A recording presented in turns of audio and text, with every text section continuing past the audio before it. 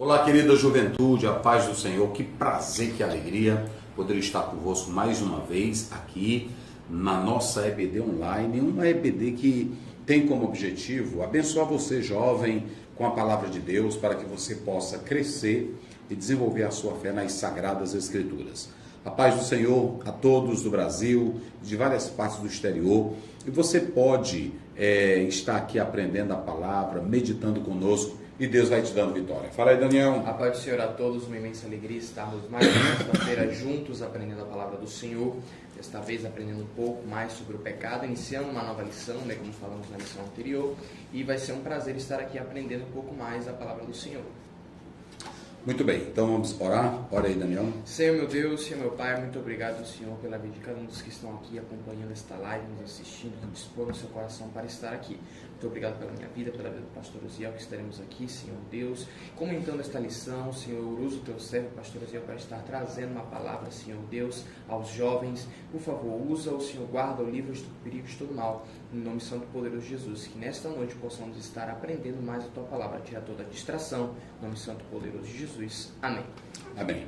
Qual é o tema da nossa lição e os pontos que estaremos abordando? Lição de número 2, o problema do pecado. Texto principal: porque todos pecaram e destituídos estão da glória de Deus. Romanos 3:23. Isso. Resumo da lição: o pecado separa, mas Cristo restaura. Ele é a solução divina para a culpa, o sofrimento e a morte que assolam a humanidade. O ponto da lição: ponto 1, a origem do pecado na humanidade. Ponto 2, as consequências do pecado. Ponto 3, a solução de Deus para as consequências do pecado. Muito bem, nós estaremos estudando baseado em Gênesis capítulo 3. E qual é o resumo aí da nossa lição?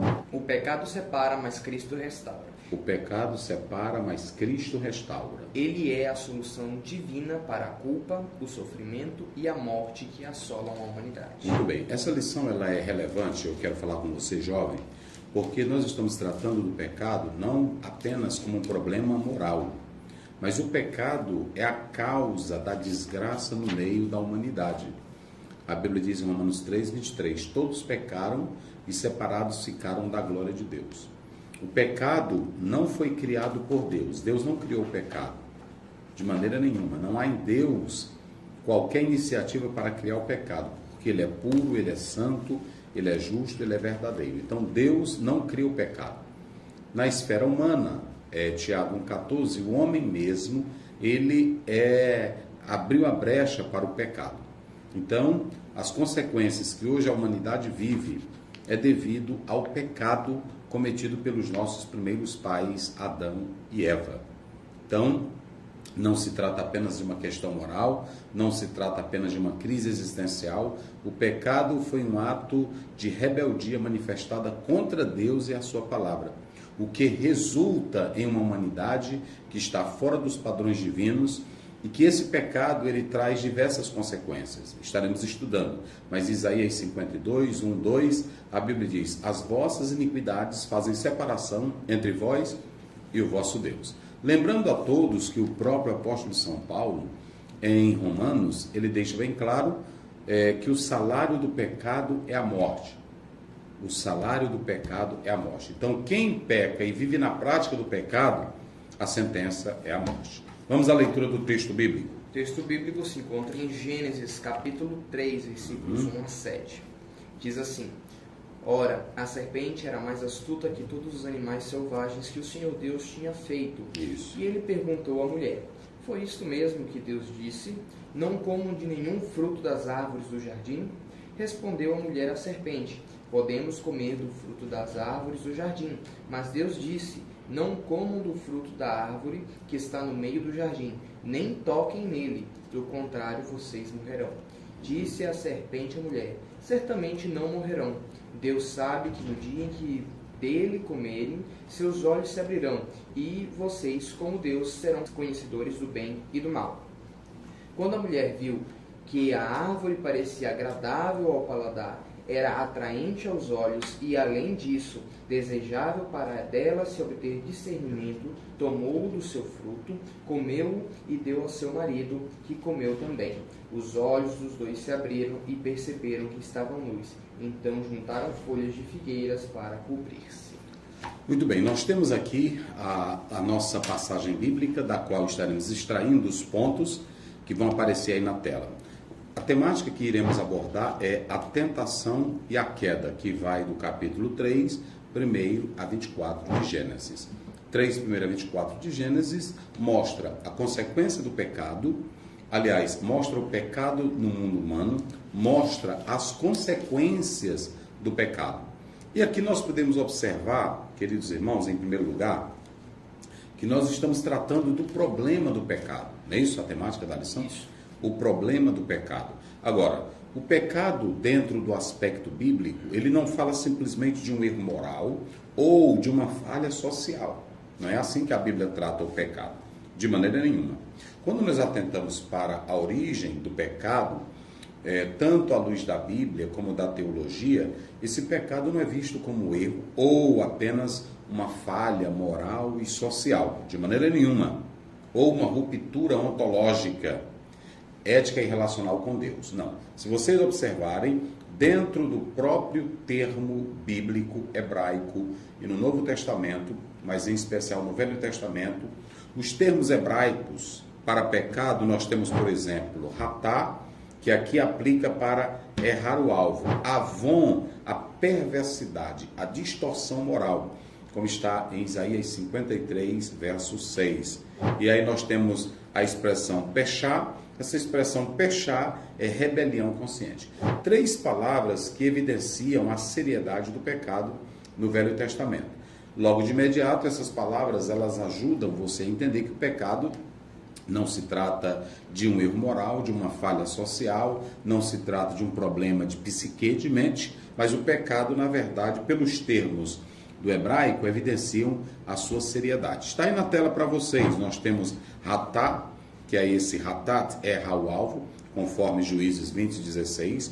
Avon é a perversidade e a distorção moral, está aí na tela, verso 53, verso 6. E nós temos a expressão pechá, que quer dizer rebelião consciente, Isaías 1:2. Veja que o pecado ele é muito sério. No Novo Testamento nós temos a expressão hamartia, que é errar o alvo moral, 3:23 de Romanos diz, todos pecaram, separados ficaram da glória de Deus. Nós temos a expressão também parábasis quer dizer transgressão da lei, Romanos 4:15. E nós temos a expressão anomia, iniquidade é a rejeição da lei divina, 1 João 3, verso 4. Então, se vocês observarem, a Bíblia diz, todo aquele que pratica o pecado, também pratica a iniquidade, pois o pecado é transgressão da lei. À luz de Romanos 8, verso 7, o pecado é rebelião pura contra Deus, contra o seu Criador. Nas palavras de Wayne Gruden, ele diz, pecado é qualquer falha em conformar-se à lei moral de Deus em ação, atitude ou natureza. Então, nós estamos vendo essa questão do pecado. E como foi que esse pecado entrou? Nós temos 2 lados, o pecado no reino angelical e o pecado no reino humano, no meio da humanidade. Então, nós podemos observar que o cristão, quando ele lê a Bíblia, ele tem a palavra de Deus como a sua orientação, como a sua norma, ele vai compreender que o pecado, ele não tem uma visão como os seculares ou as pessoas lá fora enxergam o pecado. Por exemplo, na visão secular e moderna, a modernidade, ela tenta psicologizar o pecado, falando de trauma, falando de culpa. A sociologia diz que, na verdade, o pecado é uma opressão estrutural e procura relativizar o pecado, falando de bem e mal no seu aspecto subjetivo. Mas a Bíblia rebate isso. Isaías 5:20 fala. John Stott, ele diz uma coisa interessante. A sociedade moderna não nega o mal, mas rejeita chamá-lo de pecado. A sociedade, por exemplo, quando fala de prostituição, de adultério, de maldade, criminalidade, nunca diz que é o pecado, é o homem caído, é o homem carnal. de maneira nenhuma. Mas a Bíblia, ela diz que o pecado é real, é universal, é culpável. É assim que a Bíblia diz. E esse pecado, ele traz condenação para a humanidade. A Bíblia diz que o salário do pecado é a morte. Por isso nós não podemos brincar com o pecado. O pecado é sério, gente. O pecado é horrível.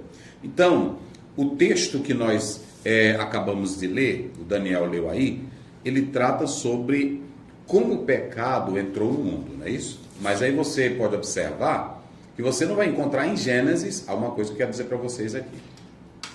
Vocês não vão encontrar em Gênesis a narrativa de como o pecado entrou no mundo angelical. Você vai encontrar apenas como o pecado entrou no cenário humano. Mas nós temos a origem do pecado em dois aspectos.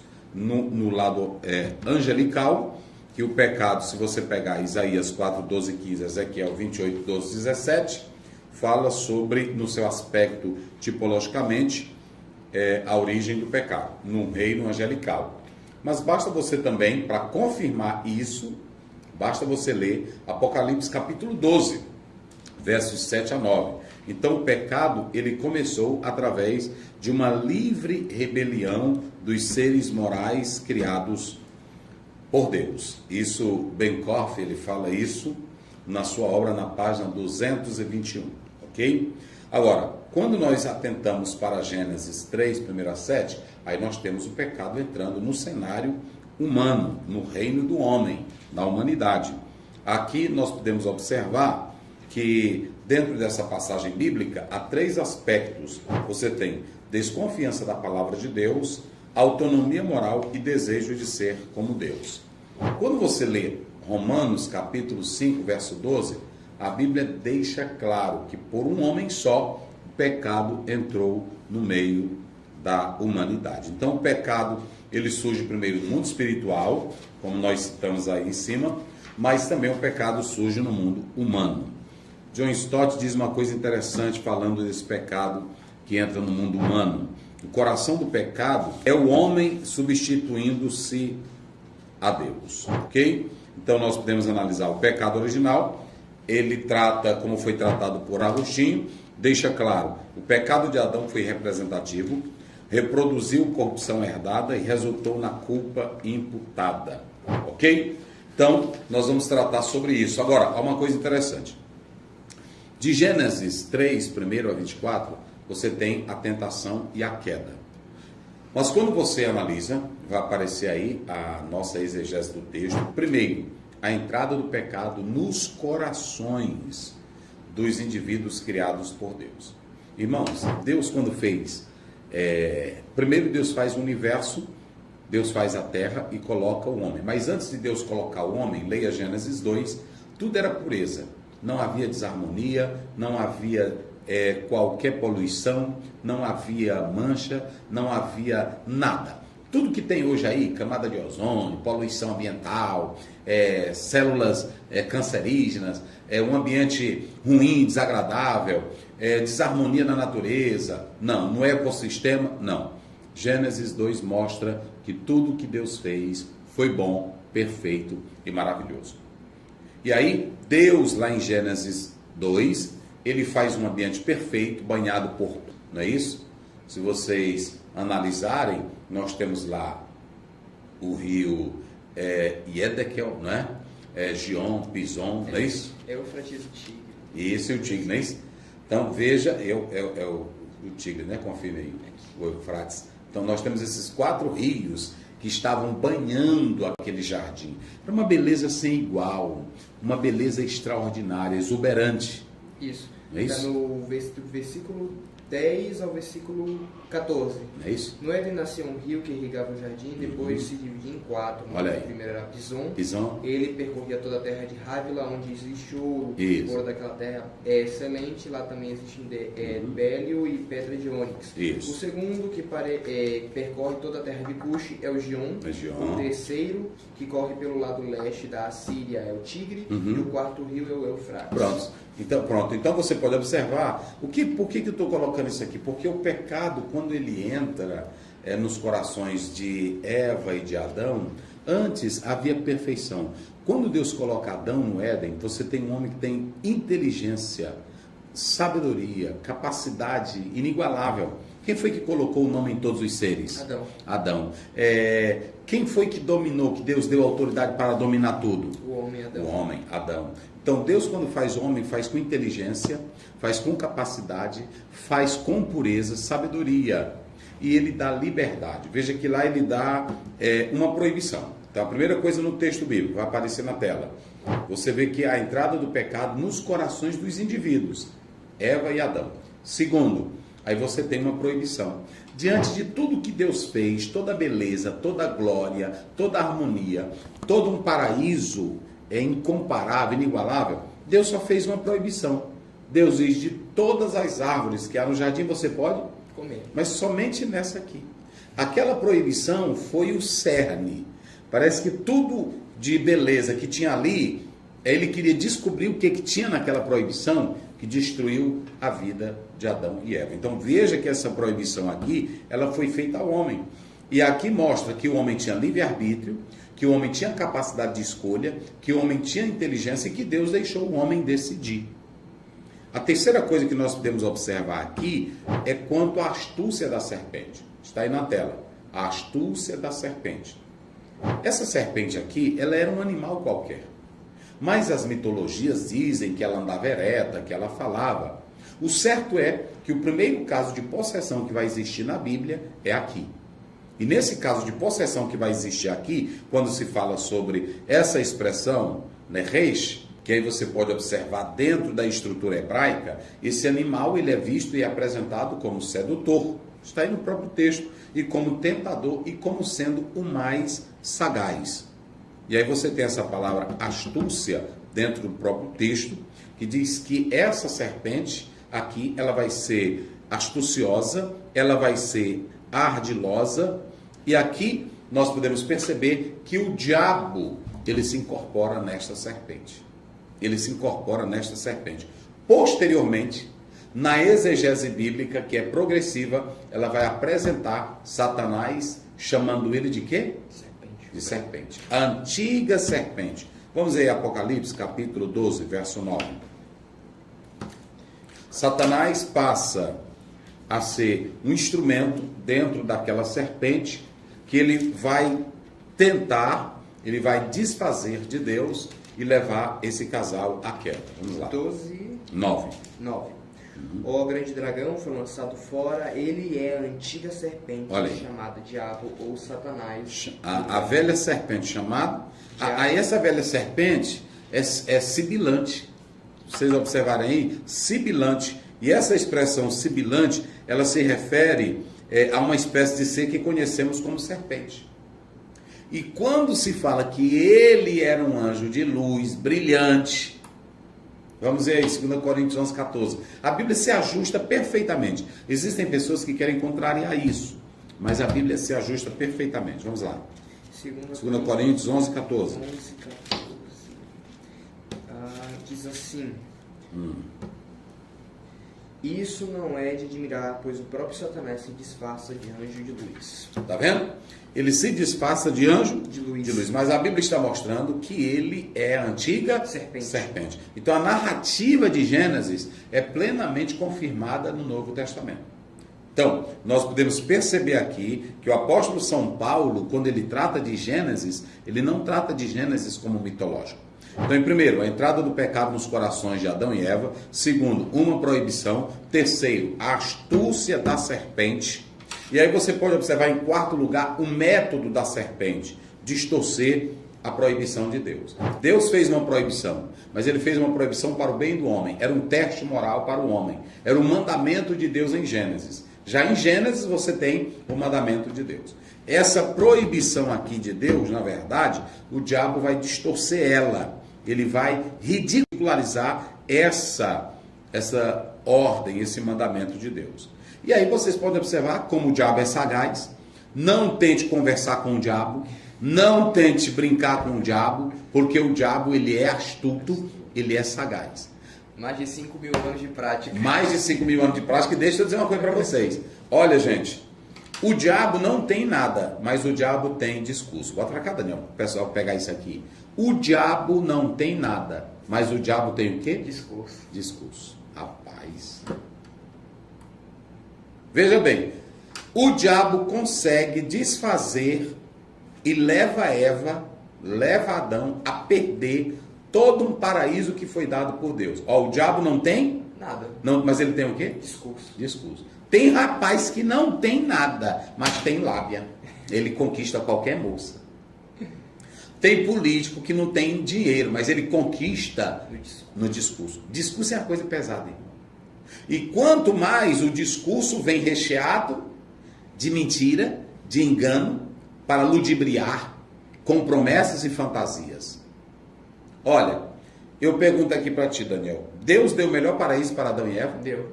Eles estavam vendo? Sim. Era fato? Era verdade? Verdade. Eles viram os rios? Viram. Tudo banhado? Tudo. Deus deu inteligência? Deu. Deu sabedoria? Deu. Deu um paraíso? Deu. Mas um discurso. Acabou-se com tudo. O diabo, ele deu alguma coisa para Adão e Eva? Não. Ele deu o paraíso? Não. Ele deu o brilho? Não. Ele deu a riqueza? Não. Mas como ele conseguiu destruir Adão e Eva? Pela lábia, pelo discurso. Tá aí. Muito cuidado. Tem gente que não tem nada, mas tem discurso. Tem discurso. Olha, o diabo, ele quando chegou para Eva, ele chegou admirando, ele se demonstra, rapaz, olha, ele demonstra aí surpresa. O diabo é severo. Lê bem aí, irmão. É o verso... O primeiro. Diz assim: ora, a serpente era mais astuta de todos os animais selvagens que o Senhor Deus tinha feito. E ele perguntou à mulher: foi isto mesmo que Deus disse? Não Sim. comam de nenhum fruto das árvores do jardim? Aí o diabo chegou. Não, como é? Não foi? Aí, ele vai derrubar Eva. Irmão, ele vai derrubar Eva. Ele vai abalar a fé de Eva. Sabe com o quê? Não é com possessão. Ele chegou logo, aí demonstrou poder. Eu sou a serpente, olha o tamanho do fogo que sai da minha boca. Foi assim? Não. Não. Ele é sagaz. Ele é astucioso. Ele demonstrou o que? Admiração. Não, mas como isso aí é mesmo, Eva, ele demonstrou surpresa. Foi isso mesmo que Deus disse? Foi isso mesmo? Não, parabéns, Eva. Eu não acredito. Aí despertou ela. Não foi assim? Foi. Olha, ele aqui ele vai com essa colocação, primeiramente, colocar dúvida na mente de quem? De Eva. Vai criar uma suspeita para Eva. Mas que Deus é esse? Por que ele está proibindo uma simples coisinha? Ele não mata ninguém. Não mata ninguém. Aí ele vai criar um quadro falso da imagem de Deus. Viu? E aí, como a fé falhou, e aonde a fé falha, todo o fundamento é atacado. Viu? E aí, uma pequena deslizada de incredulidade de Eva gerou toda a desgraça na vida dela. E aí, nós vamos ter a terceira coisa dentro desse texto: a mulher querendo corrigir o diabo. Irmão, não tente ensinar teologia para o diabo. Não tente evangelizar Satanás, que tu se derrota. No verso 3, a mulher tentou conversar com o diabo. A mulher não tinha ainda os argumentos coerentes, precisos, como tinha Jesus, porque Jesus conversou com o diabo. Conversou ou não conversou? Conversou. Mas qual foi a conversa de Jesus em Mateus 4, 1 a 10 com o diabo? Bíblia. Só Bíblia. Ele tinha os argumentos precisos. E a mulher foi conversar com o tentador. E é sempre perigoso conversar com o diabo. Não tente conversar com o diabo. Por isso que a Bíblia diz assim, olha, para Satanás, como é que nós temos que dizer para ele?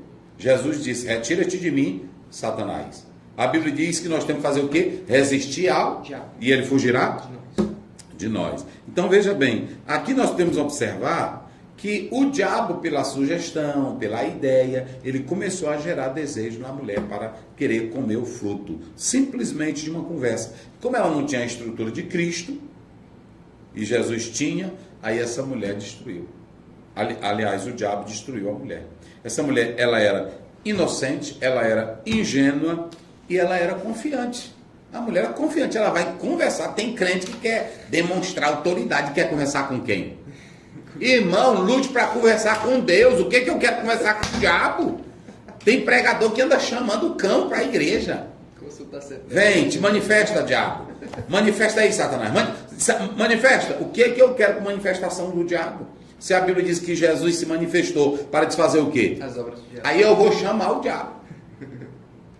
Sem chamar, ele está vindo. Imagina chamando. Imagine chamando. Aí a mulher foi conversar com o diabo. Tá aí. Não foi? Versículo Inocente. É o 2:3, né? 2. Isso. Como é que diz? Respondeu a mulher à serpente: podemos comer do fruto das árvores do jardim. Mas Deus disse: não comam do fruto da árvore que está no meio do jardim, nem toquem nele, do contrário vocês morrerão. Aí quando ela tentou ainda fazer apologia, quem primeiro, não vamos culpar Eva não. Quando o diabo começou a acusar Deus, o que foi que ela tentou fazer? Não, vou defender aqui. Não, eu vou defender meu pai, meu Deus, eu vou defender, está aí na Bíblia, irmão, eu vou defender ele. Não, e ela tentou corajosamente, com todo o ímpeto, vamos dar a nota 10 para Eva. Ei, mães, nós não vamos só bater na Eva, não. A Eva tentou fazer teologia, tentou fazer apologia, não tentou? Tentou. Como é aí, né, o 2 e o 3? Ela não aguentou ver Deus sendo criticado, deturpado. Vamos lá. Respondeu a mulher à serpente: podemos comer do fruto das árvores do jardim. Mas Deus disse: não comam do fruto da árvore que está no meio do jardim, nem toquem nele, do contrário vocês morrerão. A bichinha também já vai cometer aqui. Ela já aumentou. Ela vai cometer, mas ela fez isso, né? Já na intenção de fazer a defesa, mas ela faz um acréscimo, né? Ela faz um acréscimo. Não tocareis, não é assim? Isso. Pronto, e não foi assim que Deus disse. É porque é sempre perigoso conversar com o diabo. É sempre perigoso. E aí o diabo repete para ela, atacando Deus. Olha que o diabo nunca, irmão, não brinque com o diabo, pelo amor de Deus. Você vê aqui nesse texto que em momento algum o diabo salientou possessão. O diabo disse: eu vou te matar. Olha, eu estou fazendo um trabalho contra ti. Nada disso. Ele disse: não, Eva, eu não estou desfazendo do teu Deus. Eu só estou dizendo o seguinte: sabe por que ele está proibindo você comer? Deve estar escondendo alguma coisa. Está escondendo. Eu vou revelar. Eu não queria dizer não, Eva. Deus não quer que você seja conhecedor do bem e do mal. Ele não quer que você seja como ele. Ele sabe por quê? vendeu uma falsa liberdade. Sabe por que ele não quer? Lê o verso 5. Lê o verso 5. Verso 5.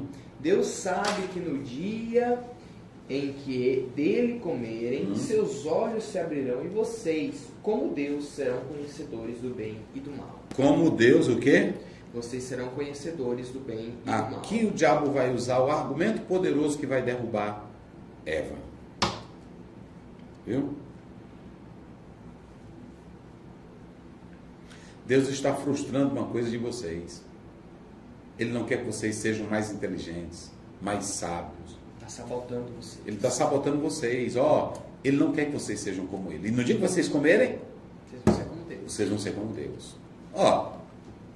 Primeiro, o fruto já era agradável à vista, bom para se comer. Sim. E aí o diabo ainda vem com uma proposta dessa. Aí a mulher queria o quê? Queria todas essas coisas, mas o mais interessante, ela agora queria poder. E o poder que ela queria era qual era o poder? O poder de Deus. Ser como? Ser como Deus. E engraçado que é o mesmo erro que ao longo da história vai se repetindo. Todos os homens querem isso. Todos os homens querem poder. Eles podem ver uma fruta agradável, uma mulher agradável, um carro agradável. Eles podem ver uma piscina agradável, uma casa agradável, mas isso não satisfaz ele. O que satisfaz ele? Poder. E aí, veja bem, a outra coisa que o diabo fez, acusou Deus de egoísmo e falsidade. Está no próprio verso 5. Ele estava dizendo: olha, Deus tem inveja de vocês, porque ele não quer que vocês se tornem onisciente. Eita, meus irmãos, vamos lá. Vendo a mulher, tomou, né, e comeu. Aqui nós temos, ela queria o poder. Eu disse agora há pouco. E aí abriram-se os olhos. A percepção foi instantânea. Mas quando abriram os olhos, eles abriram os olhos e viram. Olha, lê aí o verso 7. O verso 7. Os olhos dos dois se abriram e perceberam que estavam nus, então juntaram folhas de figueira para cobrir-se. Eles vão ver dois tipos de nudez. Primeiro, a nudez espiritual e segundo, a nudez física. E a partir daí nasce o medo, nasce a vergonha, e o que eles achavam que ia ser um paraíso se tornou um inferno. foram expulsos do paraíso e agora as consequências do pecado. Morte física, morte espiritual, morte eterna, dor, aflição, culpa, medo e vergonha. É tudo isso aqui, meus irmãos, que vai acontecer, né? É tudo isso aí que vai acontecer. Então, só para analisar aqui, quais são as consequências do pecado? Primeiro, separação de Deus, Isaías 59:2, morte espiritual, Efésios 2:1, escravidão do pecado, João 8:34, não é isso? E aí você tem aqui, o salário do pecado é a morte, mas você tem consequências morais e sociais. Vocês sabiam que com a vinda do pecado, muitos outros males entraram. Não somente essas questões espirituais, mas também morais e sociais. Por que nós temos violência, maldade no mundo? Violência, Gênesis 6:5, consequência do pecado. Injustiça, político imoral, ladrão, homens injustos, que fazem sentenças por lei para ganhar dinheiro, porque a injustiça agora é uma consequência do pecado. Por que a corrupção estrutural, corrupção na política, corrupção na igreja, corrupção no sistema, está lá em Romanos capítulo 1, 18-32, porque a estrutura está corrompida. Marido que bate na esposa, marido que trai a esposa, sexo ilícito. Não é apenas porque o homem tem problema social, problema mental, não, é problema estrutural, é o pecado. As consequências físicas e cósmicas, olha que eu estou mostrando. Primeiro eu falei das consequências espirituais. Bota aí na tela, viu, Daniel? Consequência espiritual, separação de Deus, morte espiritual, escravidão. Consequências morais e sociais, violência, injustiça, corrupção. Consequências físicas, sofrimento, dor, morte. E qual é a solução para o pecado? Só mesmo Cristo Jesus, a obra redentora e o Evangelho. Lê aí os pontos da nossa lição. O resumo da nossa lição. O problema do pecado. Introdução. O mal da sociedade odierna valoriza a imagem e o sucesso, mas não admite a sua própria queda. Veja que desde o Éden, o Adão e a Eva nunca confessaram o pecado. Ficaram fazendo o quê? Se escondendo. Se escondendo e jogando culpa um no outro. Então, hoje a sociedade valoriza a imagem, valoriza o status, valoriza o poder, mas há muitas pessoas que estão se escondendo atrás de uma capa, a capa da religião, a capa do poderio, mas por dentro são podres, são pecaminosos, sepulcros caiados. O ser humano carrega a marca do pecado. O ser humano, desde o momento que Adão pecou, ele traz a marca do pecado. Está lá em Salmo 51, 2, 3 em diante. Eis que iniquidade, até o verso 5. Eis que iniquidade fui formada e em pecado me concebeu. Vamos lá. Qual o problema do pecado? Não é apenas religioso, mas revela a condição imoral e caída do ser humano. Então veja bem, não é apenas uma questão de moral. Quando o homem peca, não é apenas uma questão de religiosidade. Ele traz o que é chamado de perversão, o que é chamado de carnalidade, o que é chamado de pecado original. Ele traz a iniquidade dentro de si. E ele se torna pecaminoso da cabeça à planta dos pés. A origem do pecado, ponto 1. Subponto 1. O livre-arbítrio do ser humano. O homem vivia em um estado de perfeição, tinha liberdade e Deus lhe deu um mandamento. Ele tinha sabedoria, santidade e liberdade. Tudo ele tinha lá no Éden. Quando você olha para um homem no estado em que está, maldade, criminalidade, como nós já falamos aqui, não foi Deus quem criou essas coisas. Deus criou um ser perfeito, bom, com liberdade, com santidade, com pureza e com muita sabedoria. Mas o homem optou por trilhar o caminho do pecado, inclinou-se para a carne e veio o desastre para a sua vida. Subponto 2. A tentação e a escolha errada. Posto à prova na sua fidelidade e estratégia da serpente, o pecado entrou no mundo, não por falta de capacidade ou sabedoria do homem, mas pela escolha que ele fez. Se o homem tivesse permanecido no estado perfeito, ele teria a vida eterna. Mas veja que o Senhor tolheu o seu caminho para a árvore da vida. Por quê? Porque o homem tinha sabedoria, inteligência, perfeição, ele tinha a pureza na sua vida, ele tinha liberdade, mas ele escolheu o caminho do pecado. A serpente o iludiu, ele caiu na tentação da serpente, e aí veio a morte, veio o pecado, veio a miséria para a sua vida. O ser humano não tem mais a perfeição e a justiça que possuía antes da queda. Isso. Subponto 3. Todos pecaram. Por que existe o mal no mundo?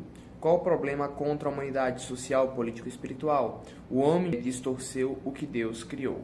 Então o problema da humanidade hoje não é só social, não é apenas educativo, não é apenas moral. O problema da humanidade é o pecado, e o pecado é desobediência para com Deus, é uma rebeldia. O pecado é iniquidade.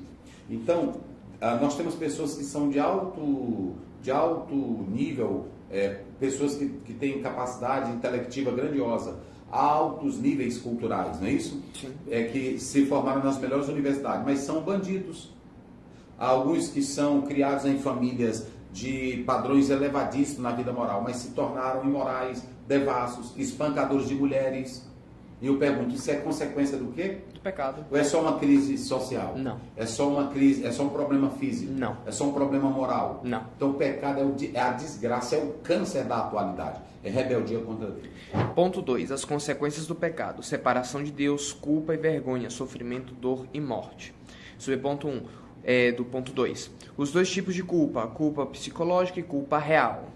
Por exemplo, nós temos uma culpa que ela é criada por uma repressão social, é uma culpa criada pelo sistema, que aí a pessoa fica naquele drama, naquele sentimento de medo, porque pela cultura, pelo tempo, a repressão vai criando aquela culpa. Mas há uma culpa real, que é a culpa do pecado, que o homem se tornou culpado porque desobedeceu a Deus. Sofrimento de morte. Consequências do homem: trabalharás pesadamente, receberás dor, cansaço e morte física, morte e juízo do pecado. Basta você ler Gênesis 3 que você vai ter consequências para o homem, consequências para a mulher, consequências para a natureza e consequência para Satanás. Tudo por causa do pecado. Ponto 3 e último. Solução para a consequência do pecado. Restauração do relacionamento com Deus. Remoção da culpa e da vergonha traz vitória sobre o pecado. O ministério da reconciliação é uma bênção de Deus ao homem. Remoção da culpa e da vergonha pela confissão de pecados. Superação do sofrimento e da morte. O pecado traz morte física e espiritual eterna. Jesus traz a vida. Pronto. Então, no terceiro ponto, nós temos o caminho para ser restaurada. A reconciliação através de Cristo, o Evangelho que dá a vida eterna. Ora, Daniel. Senhor, meu Deus, muito obrigado, Pai, por esta aula maravilhosa, Senhor, meu Deus. Muito obrigado, Senhor, por nos mostrar, entendermos um pouco mais sobre a Tua palavra, Senhor, meu Deus. Senhor, Pai, dá-nos graça, favor, Senhor Deus, que possamos resistir, Senhor, ao diabo, Senhor Deus, que vem com astúcia, Senhor, tentar nos derrubar. Por favor, Deus, que não venhamos tentar discutir, Senhor Deus, remediar, mas sim venhamos confiar em Tua palavra, Senhor. Fazer como Jesus, resistir ao diabo com a Tua palavra. Por favor, Deus, dá-nos graça, favor, guarda-nos, livra-nos, em nome de Jesus. Amém. A graça de nosso Senhor Jesus Cristo, o amor de Deus, a comunhão e a consolação do Espírito Santo, seja com todos, que todos digam amém.